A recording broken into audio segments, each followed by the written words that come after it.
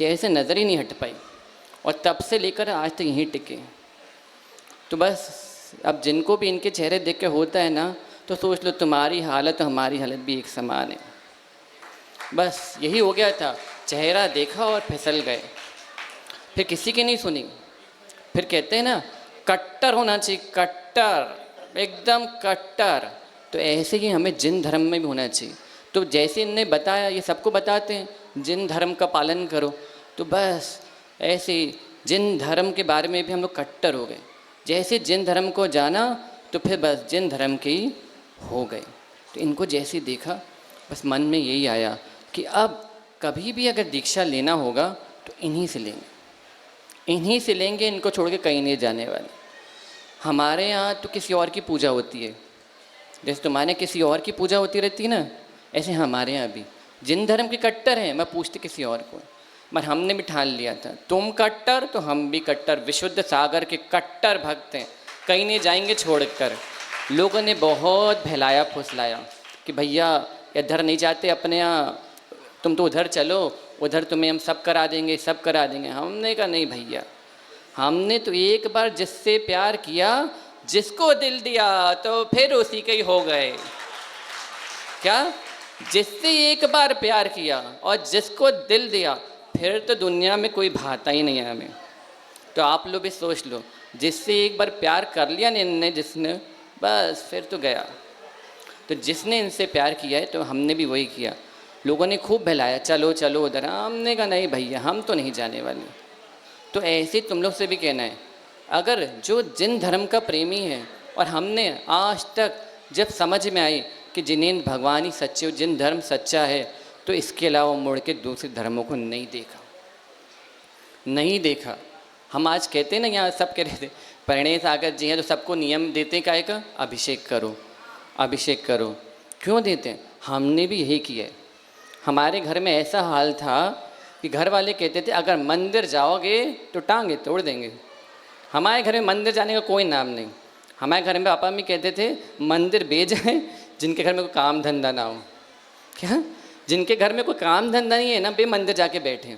पर हम सोचते थे नहीं भैया हमें तो जाना है, हमें भगवान, हमें आता कुछ नहीं था, पर हमें तो इतना मालूम था कि उठ के मंदिर जाना है और अभिषेक करके आना है, पूजा करके आनी है, चाहे कुछ हो जाए, दुनिया इधर की उधर हो जाए, मगर हम अपना अभिषेक पूजा नहीं छोड़ेंगे।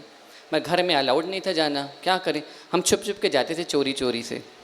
कितनी बार पकड़े जाते थे, कहाँ गए थे, हमने कहा मंदिर, अरे इतनी मार पड़ती थी क्या बताएं। मगर हमने तो भी हमने कहा हम तो कट्टर हैं जिन धर्म के, चाहे कुछ हो जाए, मैं भगवान का अभिषेक पूजा नहीं छोड़ूंगा तो नहीं छोड़ूंगा। फिर ऐसे एक बार इंदौर में आचार्य दीक्षा दे रहे थे, हम दिल्ली में नौकरी करते थे तो हमें आना था दीक्षा देखने। मगर हमने कहा अगर हम घर में पापा मम्मी को बताएं कि हमें इंदौर जाने दीक्षा देखने, तो भैया हमें तो शामत आ जाने वाली है, और कभी भी ज़िंदगी में हाँ बोलने वाले तो हैं नहीं, ये कभी हाँ बोलने वाले नहीं हैं। तो भी हम निकल ही गए। हम तो आराम से बिनौली में नाच रहे थे। अब क्या पता था हमारे एक फूफा जी देख पड़ेंगे और वे तुरंत फ़ोन लगाएंगे घर पे। अरे भैया पिताजी का फ़ोन वहाँ से आया, अभी नाराज़, एक हफ्ते तक नाराज़ रहे, वे बात नहीं करी। हमने भी 1-1.5 हफ्ते बाद फिर मना लिया। मगर बात ये थी कि हम कहीं भी जाएं, मगर इनके यहाँ कुछ भी होगा तो हम जाएंगे। बस सबसे कट्टर हम इसी मामले में थे, जिन धर्म को नहीं। हमारा तो, हम तो सच कहते ना, हमें कोई पढ़ाई लिखाई नहीं आती, ना हमें स्कूल कॉलेज में पढ़ना लिखना आता था, ना अभी आता। हम तो कहते हैं, हमारे घर वाले यही कहते थे, हमारे तो कुंडलपुर के बड़े बाबा और हमारा रोज़ का पूजा अभिषेक, इससे हमारे दुनिया के सारे काम बन जाते हैं। और हम तो सही में कहें, हम महाराज भी कैसे बन गए। हमें तो दुनिया में सब ने मना किया था, तुम महाराज मत बनना, बहुत कठिन मार्ग है, बहुत कठिन है, तुम जैसे नाजुक व्यक्ति कभी बन के कैसे चलेंगे। अब फिर हमने सोचा यार मरना तो है ही ना, कौन को जीना है, मर रहना है, हमें कौन सा है। मैंने कहा मरना ही है, कुछ ना कुछ तो करना ही है, तो क्यों ना एक बार महाराज बन के भी देख लिया जाए। हमें तो बहुत शौक़ था, बहुत पैसा था, तो हमें तो शौक़ था खूब नए नए कपड़े पहनो, सब गाड़ियों में घूमो, ऐश करो। तो सब कर कर के सारे लेटेस्ट फैशन करके हम कर लिए थे। फिर क्या बचा, कुछ फैशन बच नहीं रहा था, कोई लेटेस्ट नए कपड़े नहीं बचे थे, कोई मॉडल्स के कुछ बचा नहीं था पहनने के लिए। तो हमने सोचा कुछ नया फ़ैशन करना चाहिए। क्या करना चाहिए? कुछ नया फ़ैशन। तो सबसे लेटेस्ट फैशन यही बच गया था, जिसको कोई टक्कर नहीं दे सकता था। क्या है ना, और किसी में इतना दम नहीं कि इस फैशन को, इस वाले को एकदम वो अपने अपना सके। क्या दूसरे की तो वो लोग कॉपी कर सकते हैं, थोड़ा हम जैसा निर्ग्रंथ होके देखो, फिर कॉपी करके बताओ तो माने। कोई भी दूसरा पंथी हो जो निर्ग्रंथ होके बता दे। और हम तो क्या कहते हैं, हमारे यहाँ के तो ब्रह्मचारी भी इतना नियम पाल लेते हैं जितने उनके साधु नहीं पाल सकते। तो इसलिए कहना है कि भैया जिन धर्म में कट्टर हो जाओ, और एक बार जिनको गुरु मान लिया तो उनको छोड़ के कहीं नहीं जाना। हमें तो यहाँ पे भी महाराज ने कहा हमारे साथ चलो, हमारे साथ चलो। हमने कहा भैया तेरे चेहरे से नज़र नहीं हटती, नजारे हम क्या देखें। तो मेरे नज़र के हटती नहीं है तो कहाँ चला जाओ इनको छोड़कर। हाँ, घूमने फिरने के लिए कहीं जाना होता है ना, तो हम सुब्रत सागर जी को ले लेते हैं, चलो बहुत दिन हो गए, थोड़े दिन घूम फिर आते हैं बाहर, बस इतना ही जाना ठीक है, इससे ज़्यादा नहीं। घूमने फिरने के लिए हमारे सुब्रत सागर जी हैं, इनको पकड़ा, हम गए, घूम फिर आ गए, वो वापस आ गए। जब तक मन करता ना अच्छा अच्छा खाने का, तो अब यहाँ के खाने में नमक नहीं होता, बुरा नहीं होता, तो बोर हो जाते हैं हम खा खा के। तो कहते हैं जब भी बच्चे बोर हो जाते कहाँ जाते हैं, होटल जाते हैं खाने के लिए। तो हम भी जब बोर हो जाते हैं हम बाहर चले जाते हैं, वहाँ अच्छा अच्छा खा लेते हैं, वापस लौट आते हैं। तो बस ऐसा ही आप लोग से कहना है कि जो इनसे प्यार करे, जिसने इनको गुरु बनाया, तो दुनिया में मुड़कर कहीं मत देखना। और जिसने दिगंबर जिन धर्म को पाल लिया है, समझ लिया है कि इससे श्रेष्ठ धर्म इस दुनिया में कोई नहीं है। हम कुछ भी हो जाए, हम यहाँ कट्टर बन के रहेंगे। कोई कितना भी संकट आ जाए हमारे धर्म पर, मगर हम इस धर्म को नहीं छोड़ेंगे। इस धर्म के लिए मेरे प्राण भी चले जाएं, वो मंजूर है, मगर जिन धर्म पे आँच नहीं आने देंगे। बस यही भावना है आपसे। क्या है दीक्षा दिवस, क्या है, बस यही दीक्षा दिवस मनाने का उद्देश्य है कि आप लोग सब भी कट्टर हो जाओ कि हम दिगंबर हैं और दिगंबर ही रहेंगे। हम कोई दूसरा धर्म नहीं पालेंगे, हम किसी को सर नहीं झुकाएंगे। अरे उनको क्या सर झुकाना जो खुद आडंबरों में बैठे हुए हैं, जो खुद आडंबरों में बैठे हैं, उनको क्या झुकाना। वे अपनी वासनाओं को छुपा के बैठे हैं और तुमसे कहते हैं हमारी पूजा करो। क्यों करें? सुनो, कोई इंद्री का भी सुख भोगना पड़ता है ना, तो कैसे भोगते हो? एक चीज़ बताओ, कान को बंद कर लोगे और फिर बोले कोई भजन सुन लो तो सुनाई देगा क्या? मुंह बंद कर लें और बोलो खाना खा लो तो क्या रसना से स्वाद आएगा क्या? आंखें बंद कर लें और कोई बोलो कुल्लू मनाली और ये सब घूम आओ तो मज़ा आएगा क्या? तो बताओ, जब तुम्हें स्त्री का सुख भी भोगना है तो क्या वस्त्रों में भोग पाओगे क्या? भोग पाओगे क्या इन स्त्री का सुख भी? जब स्त्री का सुख भी नहीं भोग सकते, तो जब शाश्वत निर्ग्रंथ अवस्था जब तक प्राप्त नहीं करोगे, और जब आत्मा का परम सुख तुम्हें पाना है, जब तुम्हें आत्मा का परम सुख पाना है, तो बिना निर्ग्रंथ, बिना दिगंबर हुए कैसे पा सकते हो? बताओ, बिना दिगंबर हुए आत्मा का सुख कहाँ मिलेगा? योग कहाँ आएगा जब तक तुम दिगंबर नहीं हो जाते? जब कोई सुख नहीं मिल सकता इंद्रियों का, उनको बंद करे, तो फिर यहाँ तुम दिगंबर अपने शरीर को ढक लोगे तो कहाँ तुम्हें आत्मा का सुख मिलना है? कैसे हो तुम लोग कि जो आत्मा का सुख बाहरी आडंबरों में ढूंढने जा रहे हो? अगर तुम्हें निज आत्मा का सुख प्राप्त करना है तो दिगंबर हो जाओ, इसके अलावा दुनिया में कोई दूसरा रास्ता नहीं है। इसलिए कहने कट्टर हो जाओ, कट्टर। दुनिया इधर की उधर हो जाए मगर हम नहीं हिलेंगे। और इतने अच्छे गुरु मिल गए हैं तो सोचो यार, अब जिसको सब कुछ अच्छा मिल रहा है वो छोड़ के इधर से भटकेगा क्या? और जिसको निर्ग्रंथ होना है और अच्छा पाना है तो भैया आध्यात्म के पास तो जाना ही पड़ता है।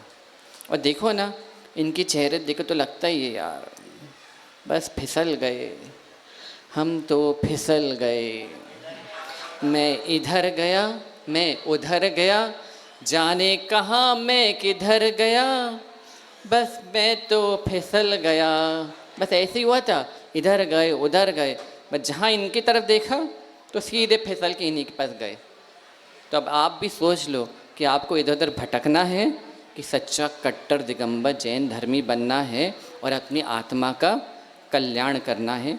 जिन जिन को कल्याण करना है तो बस इन्हें गुरु बना लो, इनके जितना वात्सल्य, इनके जितना प्रेम, इनके जितना करुणा और इनके जितना क्या कहते हैं ना ख्याल रखने वाला कोई नहीं है।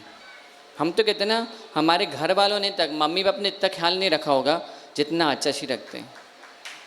जितना आचार्य श्री ख्याल रखते हैं ना उतना ख्याल तो तुम्हारे घर वाले नहीं रह सकते। तो चैलेंज है, चैलेंज।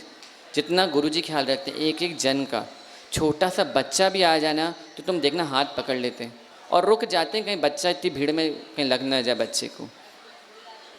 कितनी बार देखा होगा आपने, रुक जाते, बूढ़े बड़े आ जाएं तो अच्छा जी रुको हम ही आ जा रहे हैं। कितना करुणा रखते हैं। कोई दूसरे होते तो भी तो फुल स्पीड में भाग लेते हैं, क्या ट्रेन आ रही है ना जल्दी पकड़ना है तो जल्दी भाग लेते हैं। हमारे गुरु जी कहते कोई जल्दी नहीं, हम 2 मिनट क्या 10 मिनट लेट भी पहुँचेंगे, मगर किसी की हिंसा नहीं होनी चाहिए, किसी को कष्ट नहीं होना चाहिए। वृद्ध अवस्था है भैया, कितनी कष्ट की अवस्था है। अगर हम भीड़ के साथ तो हम तो चले जाएंगे, मब भी बेचारे को दर्शन कब मिलेंगे, क्या पता किस वृद्ध का अंत समय हो और एक गुरु के दर्शन के लिए तड़प रहा हो, और हम कैसे गुरु निष्ठुर निकले कि उसको दर्शन मिलने चले जाएंगे।